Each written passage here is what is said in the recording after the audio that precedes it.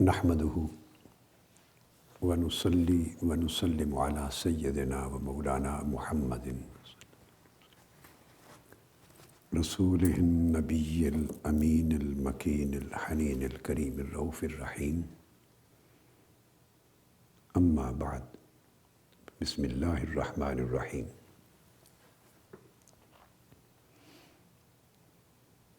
معزز حاضرین و ناظرین اور سامعین و سامعات، علماء، اساتذہ، طلباء اور طالبات اور مجالس العلم کے ذریعے سے دنیا بھر کے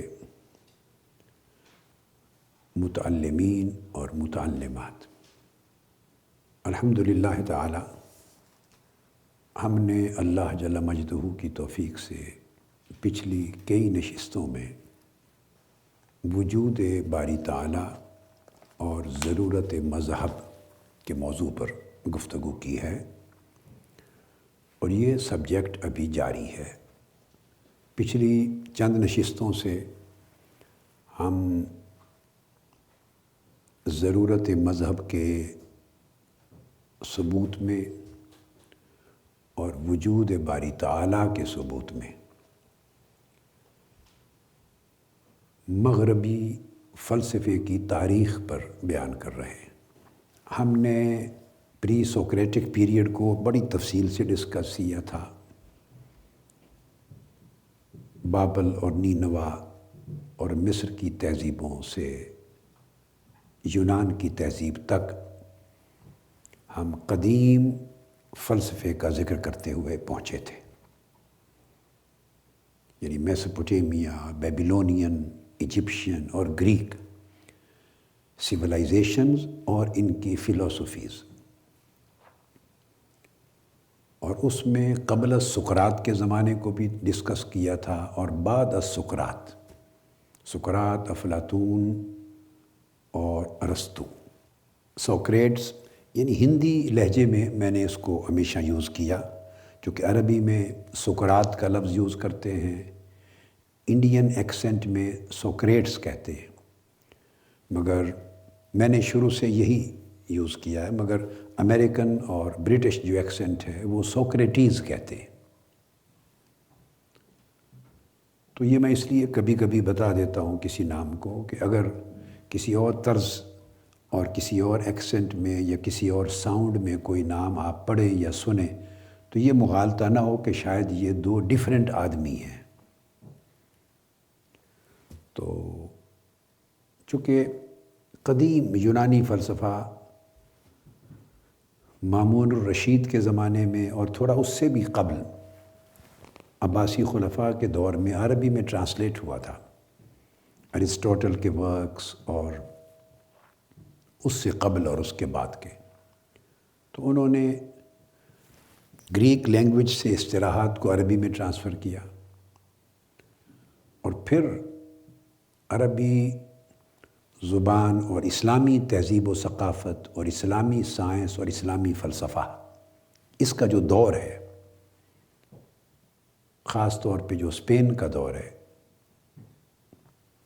اندلس کا اور اسلامک اسپین کا، اس پیریڈ اور اس کے بعد چونکہ سارا کام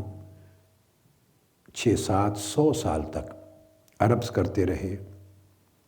اور اسلامی دور سلطنت میں ہوا،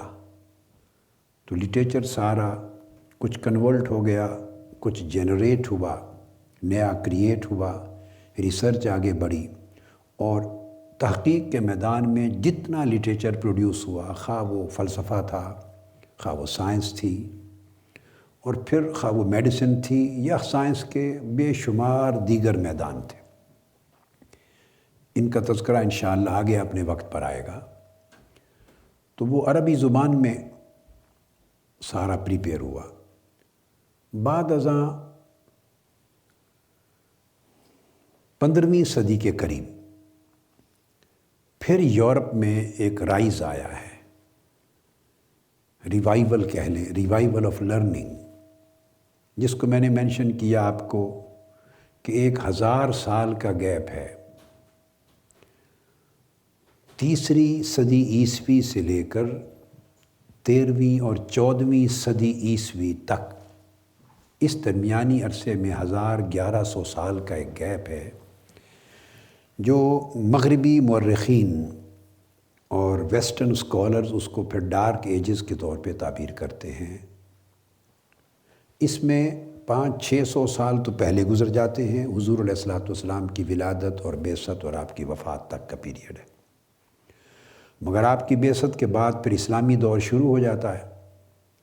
تو 500-600 سال حضور علیہ الصلوۃ والسلام کی ولادت باسعادت کے بعد آگے کے ملتے ہیں۔ تو پھر عربی لٹریچر کو دوبارہ یورپ نے ٹرانسلیٹ کیا، ری ٹرانسلیٹ کیا۔ لیٹن لینگویج میں عربی لٹریچر سے جتنا کام ہوا تھا پچھلے 600-700 سال میں، جب یورپ میں پھر ایک نیا دور آیا، علم کا، فلسفہ کا، سائنس کا ایک عروج آیا، تو جب وہ فلسفے اور سائنس کی طرف آئے اور پھر ایک نئی ڈیولپمنٹ ہوئی لرننگ کی، علم کی، تحقیق کی، تو جتنا سرمایہ پچھلے 500-600 سال میں عربی زبان میں اسلامک پیریڈ کا موجود تھا، ان کو یورپین اسکالرز نے پھر ٹرانسلیٹ کیا یورپین لینگویجز میں۔ تو لیٹن لینگویج میں ٹرانسلیشن ہوئے عربی کتب کے، جرمن لینگویج میں ٹرانسلیشن ہوئی، فرینچ لینگویجز میں ہوئی، الٹیمیٹلی انگلش لینگویجز میں ہوئی۔ تو اس طرح یہ ترجمہ پھر دوبارہ ہوا، اور پھر 14ویں یا 15ویں صدی میں آ کر 13ویں صدی کے اواخر میں 14ویں صدی 15ویں صدی میں ڈائریکٹ بھی جب شعور بیدار ہو گیا یورپ میں، تو انہوں نے پھر گریک سائنسز اور گریک فلسفی کی جو کتب تھی ان تک ایکسیس بھی پائی، اور ڈائریکٹ رسائی پا کر بھی ترجمے ہوئے۔ مگر میجر انہیں گریک فلسفی اور گریک سائنس تک رسائی دینے والا، جدید یورپ کو اس کا شعور مہیا کرنے والا، اس تک اویئرنیس اور ایکسیس دینے والا، اور پھر دوبارہ علم کو، تحقیق کو، فلسفے کو، سائنس کو مغربی دنیا میں، یورپ میں پھر سے زندہ کرنے والا، ریوائیو کرنے والا، علم کو رواج دینے والا، یہ جو کلچر تھا وہ پیورلی اسلامک کلچر تھا۔ اس پر گفتگو انشاءاللہ ہماری مجالس العلم کی سیریز میں کسی نہ کسی وقت آئے گی، پھر میں تفصیل سے بات کروں گا ہسٹوریکل فیکٹس کے ساتھ اور شواہد کے ساتھ۔ تو اس وقت تو میں نے اس لیے کہا ایٹ دا سیم ٹائم جب گریک اور ایجپٹ اور بابل عراق میں تہذیبیں اور فلسفہ اور مذہب اور سائنس اپنے اپنے پریمیٹیو زمانوں میں ارتقاء پذیر تھے، ادھر ایسٹ میں بھی فلسفہ اور مذہب ارتقاء پذیر تھا، فار ایسٹ تک، انڈیا سے لے کے چائنا اور جاپان تک۔ تو اس خطے میں بھی مذہب اور فلسفہ ڈیولپ ہو رہا تھا، تو انڈیا میں بھی تھا، تو یہاں انٹریکشن بھی تھا گریک کے ساتھ۔ گریک بنیادی طور پہ ایسٹ کے کونے پر آتا تھا، ایسٹ کے بارڈر پر، وہ ایسٹ اور ویسٹ کو جوڑتا تھا، مگر گریک کو، یونان کو مشرق ہی کا حصہ تصور کرتے تھے۔ مغرب تو فی الحقیقت اس وقت اندھیرے میں تھا، تو یہ بھی مشرق کا حصہ تھا، حتیٰ کہ روم کو بھی مشرق کا حصہ، وہ جو بارڈر ایریاز ہیں وہ تصور کیا جاتا تھا، جو اٹلی ہے، تو ٹرکی بھی اسی میں ایریا میں آتا تھا۔ تو ہندی زبانوں میں بھی ٹرانسلیشنز ہوئی اور ان کے بھی ایکسنٹ بنے، تو اس لیے تو عربی میں بعض الفاظ کو جب ٹرانسلیٹ کیا گیا تو ان کے اپنے الفاظ ہیں، پھر ہمارے یہاں اردو میں آ گئے، پھر اس طرح ہندی میں ٹرانسلیشنز ہیں، پھر یہ انگلش اور امریکن میں ہیں، تو ایکسنٹس اور ساؤنڈز وغیرہ مختلف بدلتے رہتے ہیں۔ کئی بار اب عربی نام جو بڑے بڑے اسلامی مسلم سائنسدانوں کے اور فلسفیوں کے جب انگلش میں پڑھتے ہیں تو آپ کو پتہ نہیں چلتا کہ یہ کس کی بات ہو رہی ہے، وہ ناموں کا سٹرکچر ہی چینج ہو گیا ہے، ساؤنڈ چینج ہو گئے ہیں۔ تو یہ ایک زبان سے دوسری زبان تک پھر نہ صرف ایکسنٹ چینج ہوتا ہے بلکہ ناموں کے سٹرکچر بھی چینج ہوتے ہیں اور تلفظ بھی چینج ہوتے ہیں اور یہ چیزیں۔ تو میں یہ بیسیکلی عرض یہ کر رہا تھا کہ یہ پیریڈ دوبارہ ایک طرح کا آپ کہیں ریوائیول، وہ تو 13ویں صدی عیسوی میں مغرب میں شروع ہوا۔ اس کا ہم ذکر کر چکے ہیں۔ ہم یہ سارا ذکر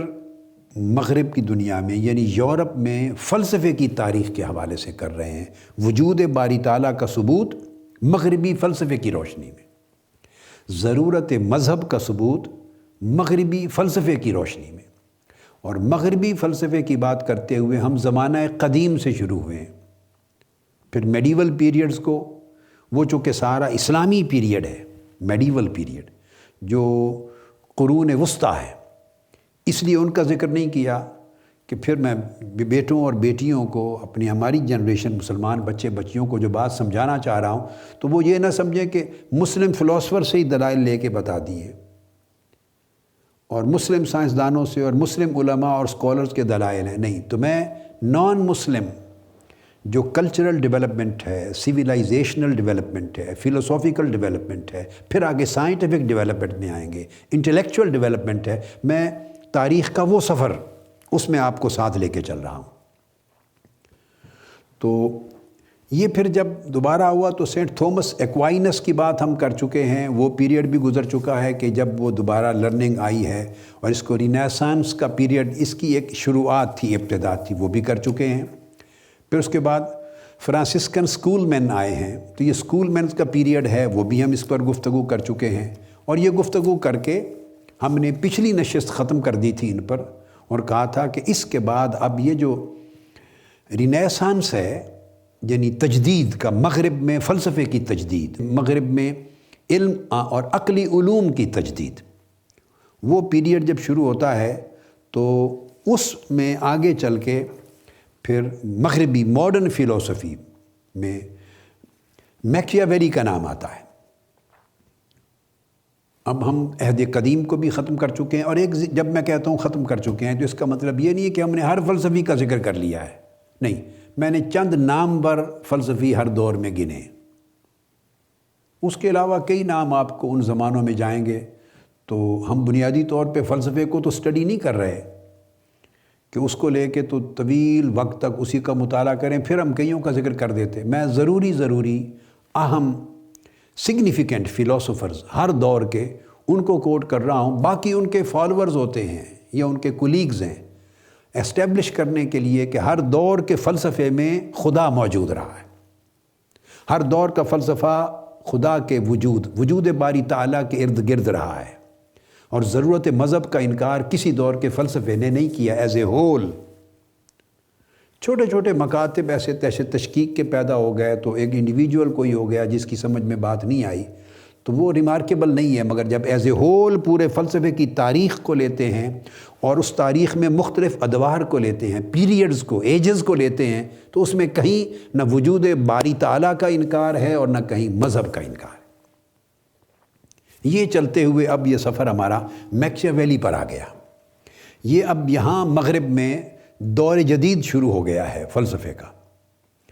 اب میکیاویلی کا میں ذکر کر دیتا ہوں، یہ بنیادی طور پر نیچرل فلاسفر نہیں ہے، نیچرل فلاسفی اس کا بیسیکلی سبجیکٹ نہیں ہے، یہ ہے پولیٹیکل فلاسفر، اس کی فلاسفی پولیٹیکل ہے، اور پولیٹیکل فلاسفی میں اس کی جو قابل ذکر کتابیں ہیں وہ دا پرنس اور دا ڈسکورسز وغیرہ جو کچھ اس نے لکھا ہے آپ نے دیگر کتب میں بھی، اس میں جو اس کا بنیادی طور پہ سبجیکٹ ہے وہ نہ نیچر پر ڈسکس کرتا ہے، نہ طبعیات پر، نہ ما بعد طبعیات پر،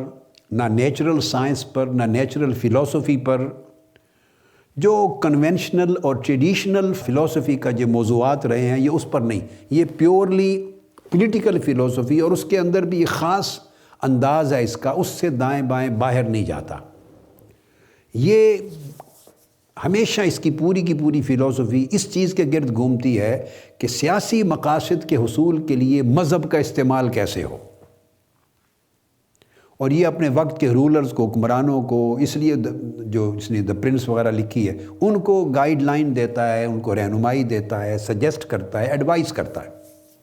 اس کا پورا فلسفہ گھومتا ہے اس تصور کے گرد کہ مذہب کا سیاسی استعمال کیسے ہو سکتا ہے، اور سیاسی طور پر سیاسی مقاصد کے حصول کے لیے، ریاستی مقاصد کے حصول کے لیے سلطنت اور اقتدار کو حاصل کرنے اور سلطنت اور اقتدار کو محفوظ رکھنے، مضبوط کرنے اور عوام پر حکمران کا اپنا امپریشن اور اپنا اعتماد برقرار رکھنے کے لیے مذہب کو بطور ٹول کس طرح یوز کیا جا سکتا ہے، یہ اس کا فلسفہ ہے۔ ہمیں اس سے غرض نہیں ہے، نہ یہ ہمارا سبجیکٹ ہے۔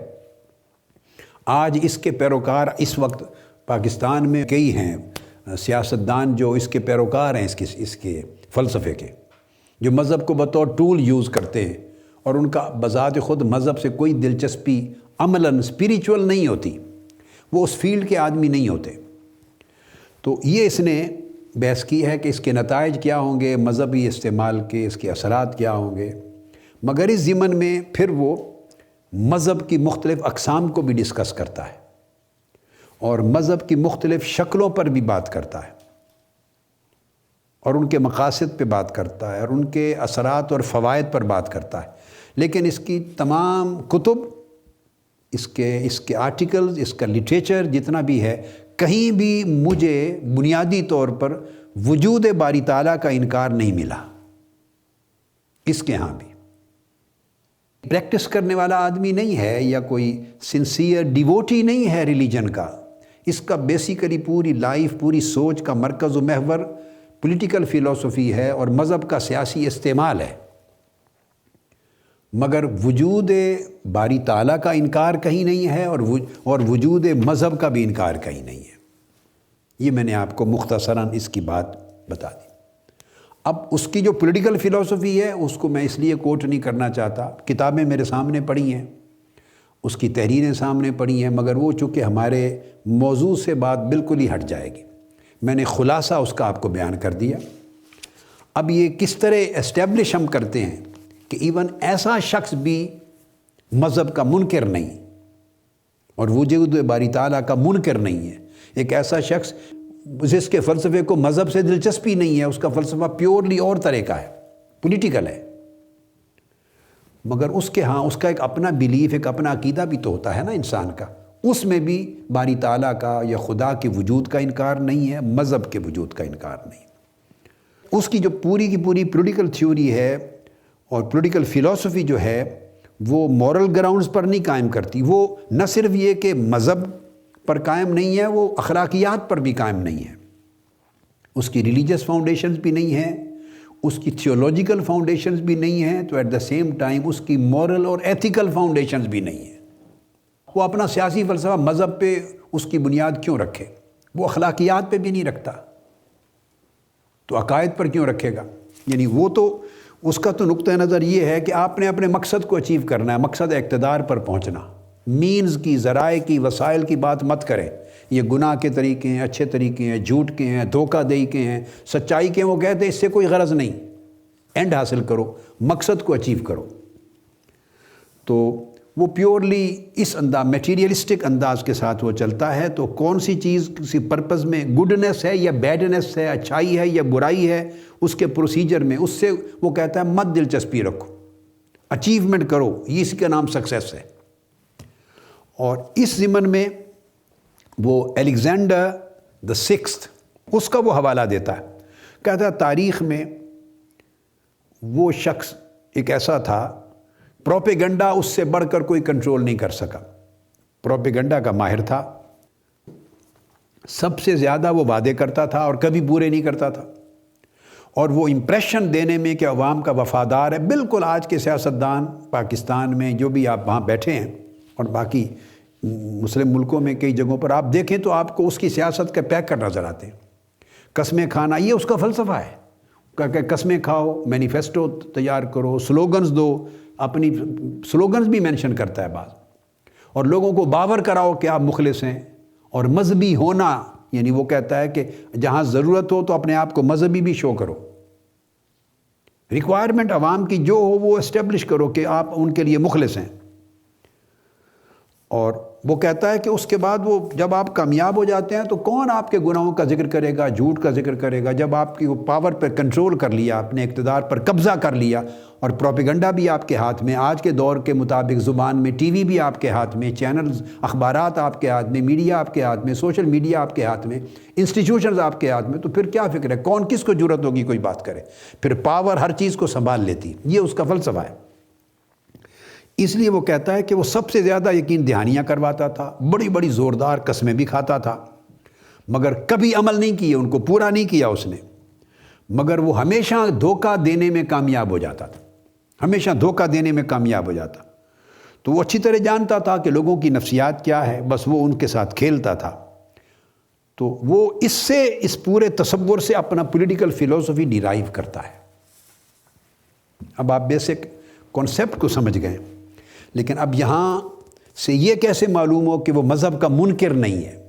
یہ وجود باری تعالیٰ کا منکر نہیں ہے، چونکہ ایک فلسفر کے طور پہ اس کا فیلڈ الگ ہے، مگر میں اس کو بھی لے آیا ہوں اس لسٹ میں کہ اس کے ہاں بھی مجھے مذہب کا انکار نہیں ملا۔ باقی جن کی فلسفوں میں شرافت ہے یا دیانت ہے یا امانت ہے، ان کا انکار کہاں ہوگا؟ تو وہ ڈسکس کرتا ہے میکیاویلی اقسام، مختلف مذہب کی اقسام کو۔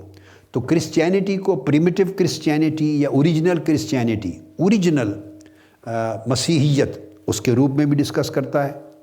پھر بعد میں میڈیول پیریڈ جب آیا ہے، وسطانی دور، تو اس میں آفیشل کرسچینٹی، اس کو بھی ڈسکس کرتا ہے۔ پھر جب پوپ کی ایک اقتدار قائم ہو جاتا ہے تو پیپیسی اس کو بھی ڈسکس کرتا ہے۔ قدیم جوڈائزم کو، یہودیت کو بھی ڈسکس کرتا ہے، پیگنزم کو بھی، دور جاہلیت کو بھی ڈسکس کرتا ہے، اور اسلام کو بھی ڈسکس کرتا ہے۔ اور ریلیجن کے اعتبار سے اس نے پوسٹ کلاسیکل پیریڈ یا پوسٹ رومن کرسچن ورلڈ کا ایک پیریڈ بنایا ہے، رومن امپائر سے پہلے کی مسیحی دنیا، اور پھر بعد ازاں پروفیٹک ریلیجن۔ تو جب رسول آئے ہیں، تو انبیاء آئے ہیں، تو ان کے ذریعے جو مذہب کی شکل ہے وہ، تو ان چیزوں کو وہ بیان کرتا ہے، ڈسکس کرتا ہے، مگر کسی ایک جگہ اس کا قلم ایسے سینٹنس نہیں لکھتا جس سے یہ ثابت ہو سکے کہ یہ بنیادی طور پہ مذہب کے وجود کا ہی قائل نہیں۔ وہ اس کا فلسفہ وجود اور عدم وجود نہیں ہے، اس کا فلسفہ مذہب کا استعمال ہے، سیاسی استعمال ہے، اور عوام کو کس طرح کنٹرول کرنا اور کس ٹیکنیک سے رول کرنا، اور اس میں مذہب کو کس طریقے سے کامیابی کے ساتھ یوز کیا جائے، یہ اس کا فلسفہ تھا۔ ایک اور چیز اسٹیبلش کرتی ہے اس کا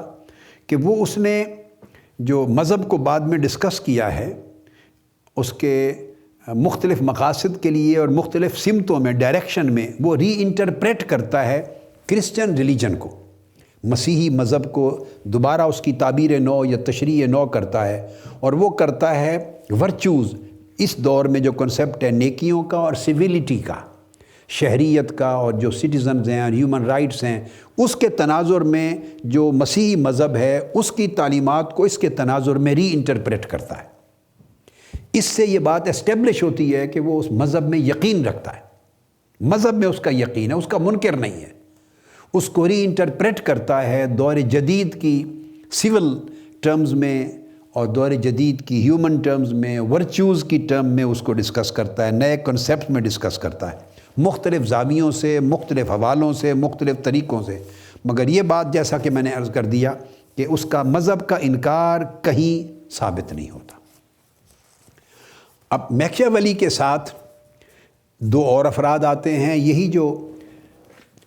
رینیسانس کا جو پیریڈ ہے تجدید کا، مغرب میں فلسفے کی تجدید کا، تو یہ کولیگز ہیں، ہم اثر ہیں میکیاویلی کے، ایراسمس اینڈ مور، یہ دو آدمی ہیں۔ مور کا پورا نام ہے سر تھامس مور، اور ایراسمس، ان کا پیریڈ بھی 1466 سے 1536 ہے،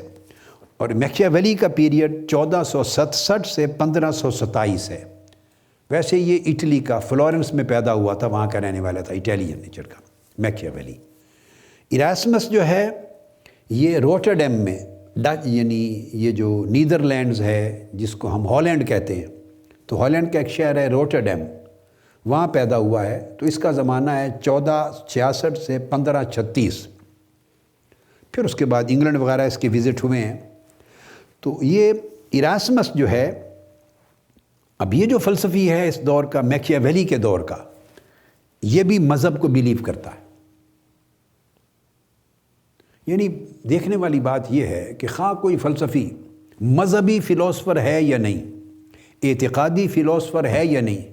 اس کا کوئی کام تھیالوجی پر ہے یا نہیں، نیچرل فلسفی پر ہے یا نہیں، میٹا فزکس پر، مابعد طبیعیات پر ہے یا نہیں، عقائد پر اس نے ڈسکشن کی ہے یا نہیں، جیسے ٹریڈیشنل اور کنونشنل فلسفی میں تھرو آؤٹ آپ سنتے پڑھتے چلے آ رہے ہیں اور ہم ڈسکس کرتے چلے آ رہے ہیں۔ بے شک وہ اس فیلڈ کا بھی آدمی نہیں ہے، تو تب بھی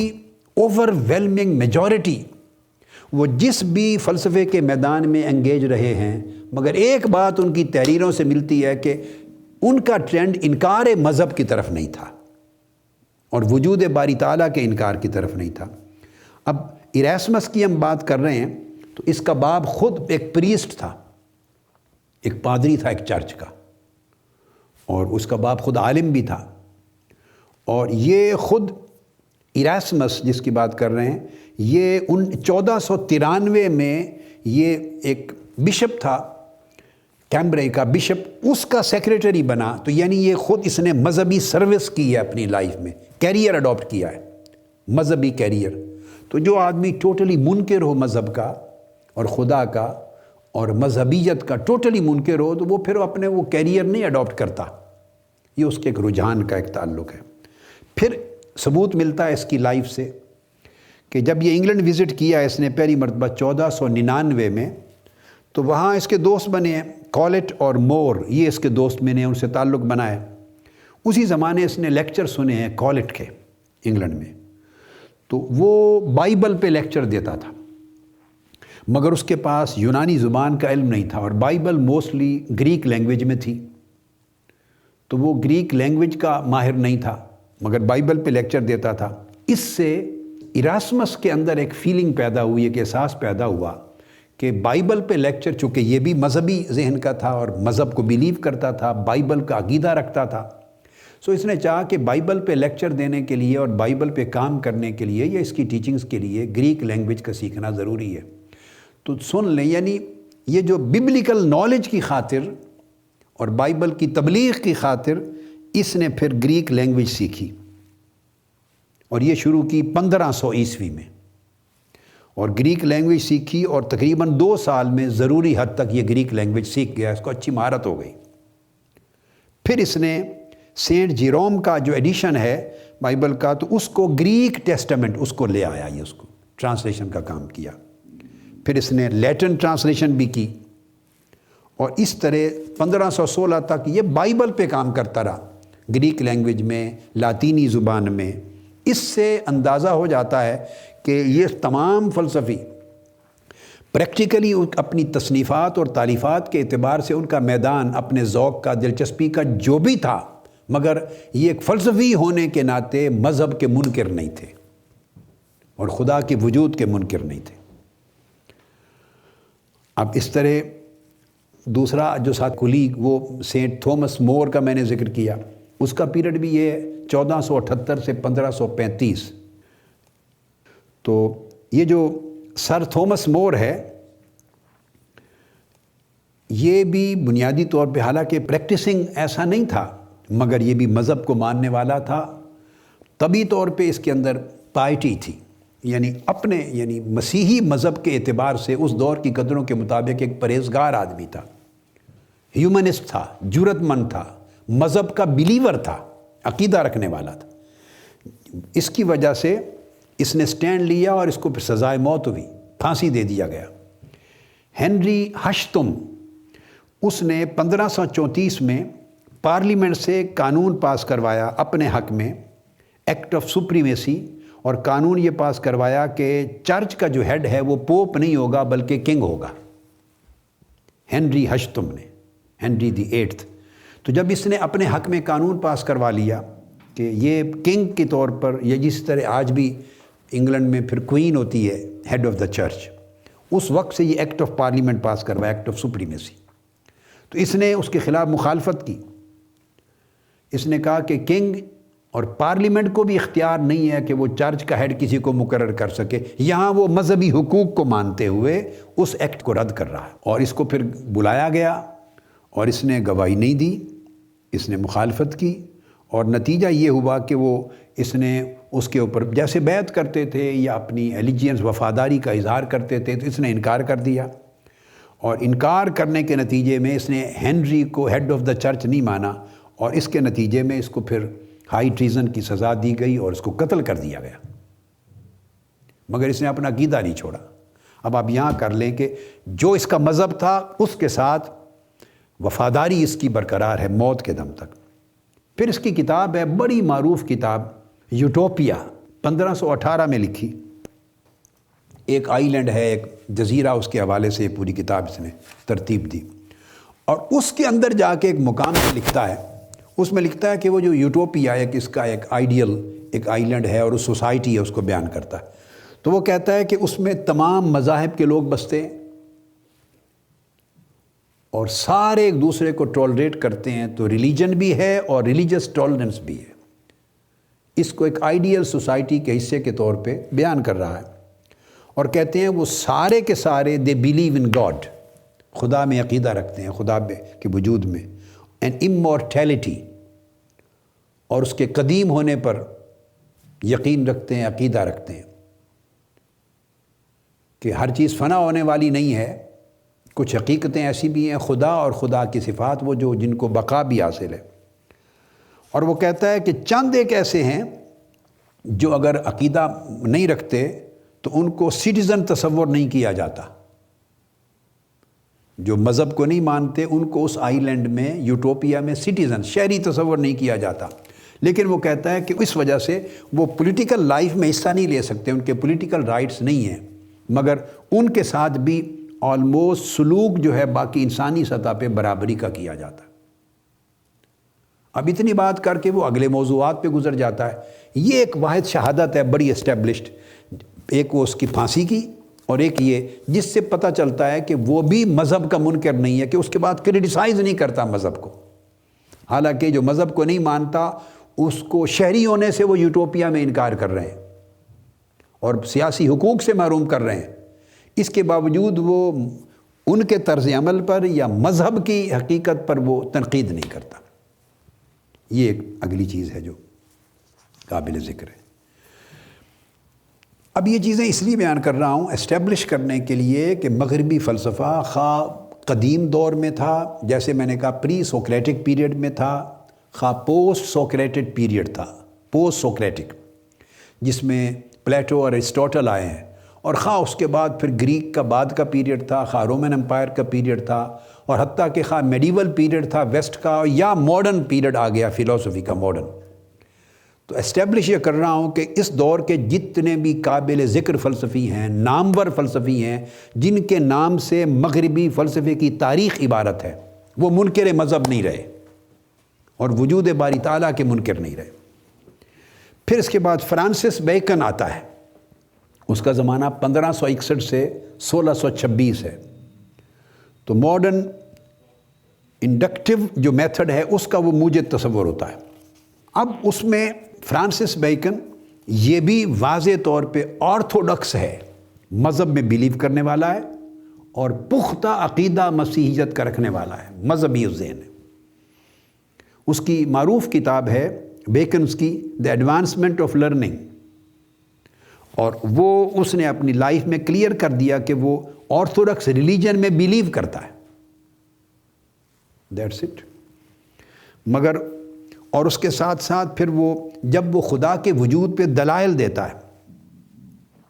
خدا کے وجود پہ دلائل دیتا ہے باقاعدہ، تو ان دلائل کے باب میں وہ دو طرح کے دلائل کی تھیوری آگے فارورڈ کرتا ہے خدا کے وجود کو اسٹیبلش کرنے کے لیے۔ وہ کہتا ہے کہ ایک ڈاکٹرن آف ڈبل ٹروتھ ہے، یعنی دو سچائیوں کی ڈاکٹرن پیش کرتا ہے، ایک ہے ریزن پر مبنی، عقل اور دلیل کے ساتھ، ایک ریولیشن پر مبنی، وحی پر اور مذہب کے دلیل، وہ دونوں کو ساتھ ساتھ لے کے چلتا، یعنی ایک عقل اور دلیل اس کو بطور اپنی ڈاکٹرن میں لاتا ہے، اور ایک مذہب اور وحی اس کو اپنی ڈاکٹرن میں لاتا ہے۔ تو گویا اس نے کلیئر کٹ اس چیز کو اسٹیبلش کر دیا، اور یہ جو ڈاکٹرن ہے ڈبل ٹروتھ کی، یعنی دونوں کو ساتھ ساتھ لے کے چلنا، عقل اس میں فلسفہ ہے، عقلی دلیل سے مراد اس کا فلسفہ ہے، اور ریولیشن سے مراد مذہب ہے، دونوں کو ساتھ لے کے چلنا یہ ہمیشہ سے فلسفے کا ایک مزاج رہا ہے، اور یہی یورپ کے یا مغرب کے دور جدید کے فلسفے کے اندر بھی یہ چیز ہمیں ملتی ہے. جنہوں نے کچھ نہ کچھ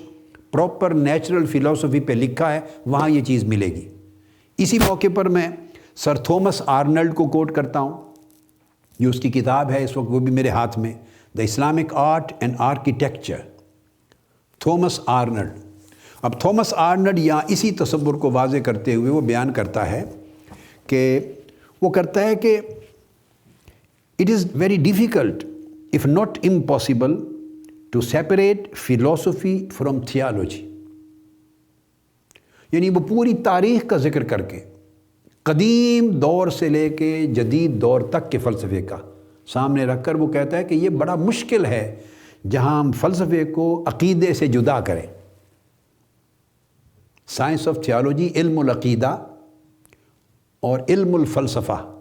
اس کو بالکل واضح طور پہ جدا کرنا اور ایک دوسرے سے ٹوٹلی سیپریٹ کر دینا اور لا تعلق کر دینا، کہتے ہیں اگر ناممکن نہیں تو بہت مشکل ضرور ہے. اور پھر وہ کہتے ہیں there is good authority for treating philosophy and theology as one subject.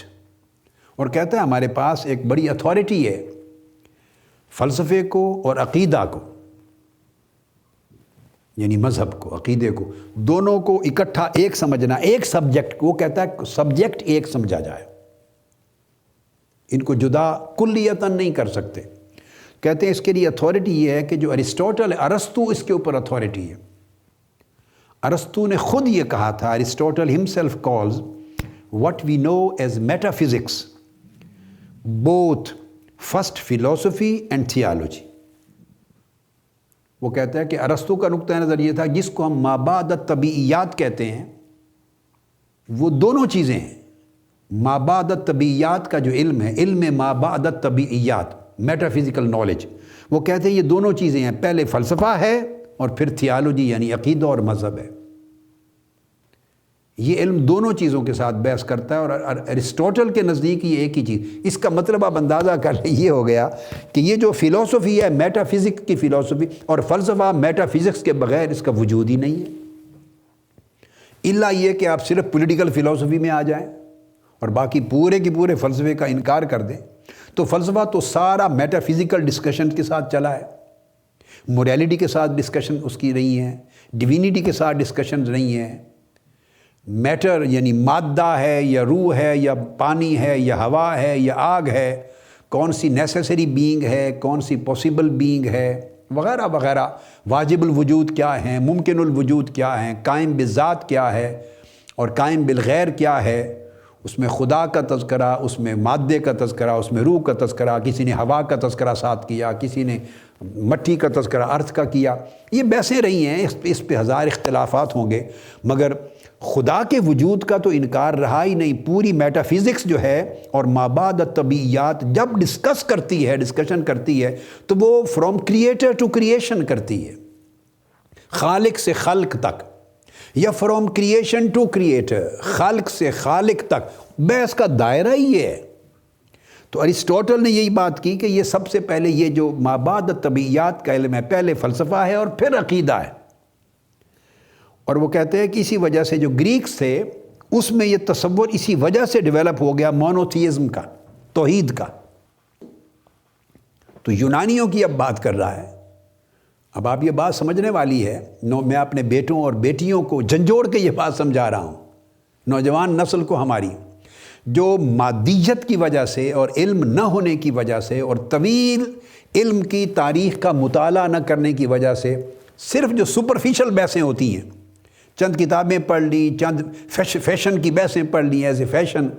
اور چند ٹرمز یاد کر لیں اور چند باتیں سن لیں، اور وہ پھر انکار مذہب کی طرف، انکار وجود خدا کی طرف آ جاتے ہیں اور اس کو جدیدیت سمجھتے ہیں کہ یہ ماڈرن علم ہے، یہ تحقیق ہے. یہ بات نہیں ہے، یہ عقل کے بھی خلاف ہے اور فلسفے کے بھی خلاف ہے. جو مونوتھیزم کا عقیدہ ہے، توحید کا، وہ توحید کا عقیدہ جس کو وہ ہمہ اس کا دراصل ایک تصور تھا، وہ توحید کی ایک شکل تھی، توحید کی ایک شکل تھی، یعنی پولیتھیزم نہیں تھی، شرک سے ہٹ کر تھا مونوتھیزم. تو وہ کہتا ہے وہ ان کا عقیدہ صرف ریلیجس بھی نہیں تھا، بلکہ فلسافیکل بھی تھا. بیک وقت ان کا مذہب تھا اور ان کا فلسفہ تھا. اب یہی چیز روجر بیکن نے کہی، جس کو تھامس آرنلڈ نے کوٹ کیا ہے، وہ کہتا ہے meta physics among the philosophers occupies the place of one party of theology being named by them together with moral philosophy. وہ کہتا ہے جو میٹا فزکس ہے فلسفیوں کے نزدیک، اس کے نزدیک یہ اس کی جگہ اس کے ایک پارٹ کی، مابعد الطبیعیات کا جو ایک حصہ ہے، ایک پارٹ، اس کو تھیالوجی کہتے ہیں، میٹا فزکس کا مابعد الطبیعیات۔ اب روجر بیکن ایک اگلا جدید فلسفی ہے مغرب کا، بڑا نامور اتھارٹی ہے، تو وہ کہتا ہے کہ یہ تھیالوجی میٹا فزکس کا ایک حصہ ہے، اور اس کو بعد میں چل کر ساتھ ہی اس کو مورل فلسفی کا بھی نام دے دیا گیا ہے، ایتھیکل فلسفی کا بھی نام دے دیا گیا ہے۔ اب آپ قدیم فلسفے کو پڑھیں یا جدید فلسفے کو، تو جہاں ایتھکس کی بات آئے گی یا موریلٹی کی بات آئے گی فلسفے میں، وہ موریلٹی اور ایتھیکل فلسفی دراصل تھیالوجی کے ساتھ انٹرمنگلڈ ہے، ان کا انٹریکشن ہے علم العقیدہ کے ساتھ۔ عقیدہ اور مذہب اور اخلاقیات یعنی موریلٹی، وہ کہتے ہیں یہ دو ٹوٹلی آپس میں سیپریٹ نہیں ہیں، انسیپریبل ہیں، ایک دوسرے سے کلیتاً جدا نہیں ہو سکتے، بلکہ وہ اس نے تو یہ کہا ہے روجر بیکن نے کہ وہ ایک ہی حقیقت کے دو مختلف نام ہیں۔ اور پھر وہ کہتا ہے کہ اس کو سائنشیا ڈیوینا کا نام دیتے تھے گریک پرانی لینگویج میں، سائنشیا ڈیوینا یعنی سائنس آف ڈیوینٹی، اور پھر دوسرا نام دیتے تھے یعنی دو اینگل سے، اگر اس کو مابعد طبیعیاتی جہت سے دیکھتے اس جہت سے تو اس کو سائنشیا ڈیوینا کا نام دے دیتے، اور اگر اس کو اعتقادی اینگل سے دیکھتے تو اس کو تھیولوجیا فزیکا نام دے دیتے، تھیولوجیا فزیکا۔ تو مطلب یہ ہے کہ یہ at the same time physics بھی ہے، میٹا فزکس بھی ہے، تھیالوجی بھی ہے، موریلٹی بھی ہے، سائنس آف موریلٹی بھی ہے، ایتھکس بھی ہے۔ یہ وہ ساری چیزیں ایک ہیں جو بیسیکلی ایک ہی دائرے میں ہیں، اپنے اپنے پارٹس کے طور پر ایک دوسرے کے ساتھ انٹر کنیکٹڈ ہیں، انٹر لنکڈ ہیں، مگر ایک جگہ ایک اکائی میں موجود ہیں۔ اور پھر وہ کہتا ہے کہ یہی چیز کہ ڈیوینٹی کو سائنس کہنا اور تھیالوجی، اس کو مابعد الطبیعیات کو تھیالوجی اور عقیدہ کہنا، as it appears from the first and 11th books of Aristotle metaphysics.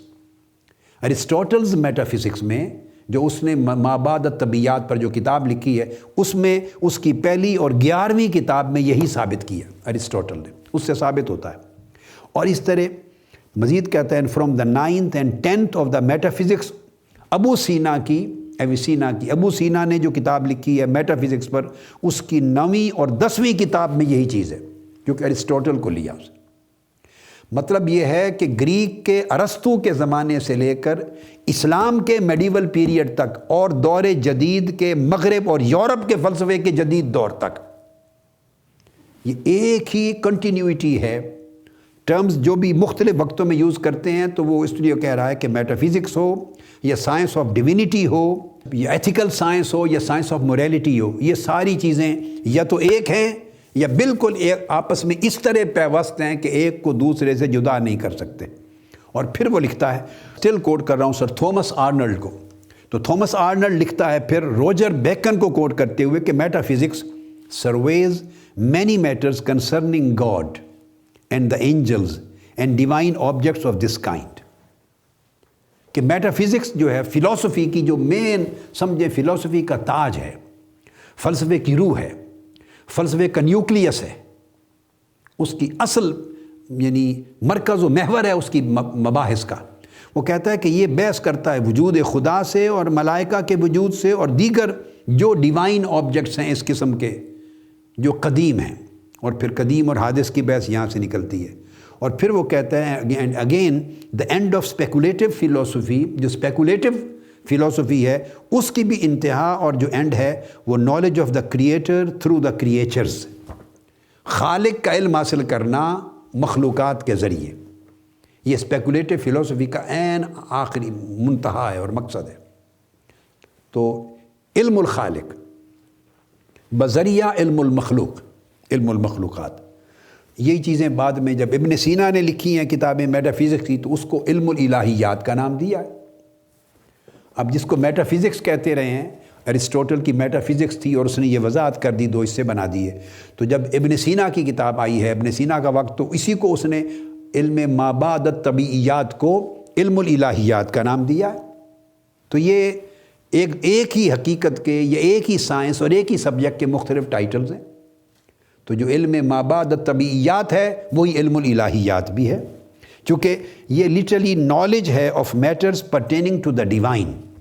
جو فزیکل ورلڈ، اس طبیعی مادی دنیا سے ماوراء کے جو حقائق ہیں ان کا علم، اس کو الہیات بھی کہا ہے اور اس کو ما بعد الطبیعیات بھی کہا ہے، اس کو میٹا فزکس بھی کہا ہے۔ تو یہی چیز اس جو میں نے کوٹ کیا فرانسس بیکن کا حوالہ دیتے ہوئے، تو اس کے ہاں بھی یہی ملتا ہے، جس کو اس نے کہا کہ اس نے ڈاکٹرن آف ڈبل ٹروتھ کی دی، اور ٹروتھ میں ثابت کرنے کے لیے کہا ایک ریزن ہے، اور ریزن کی میں نے ساری فلسفے کی ٹرمینالوجیز بتا دی، اور دوسری ریولیشن ہے، وہی ہے۔ تو یہ بیلیو کرتے ہیں اگر انکار، مذہب کے انکاری ہوں یہ لوگ اور یہ فلسفی، تو ٹروتھ کو کے تحت، ایویڈنس کے تحت ریولیشن کو، وہی کو کبھی بیان نہ کریں، وہ تو اس کے تو وجود کا انکار کر رہے ہوں گے۔ آج کی گفتگو یہاں پہ ختم کرتے ہیں، اور اگلی جو انشاءاللہ نشست ہوگی اس سے آگے، اس کو ہم برکلے سے شروع کریں گے۔ وما علینا الا البلاغ، والسلام علیکم ورحمۃ اللہ وبرکاتہ۔ آفیشیل یوٹیوب چینل کو سبسکرائب کریں اور بیل آئیکن کلک کریں۔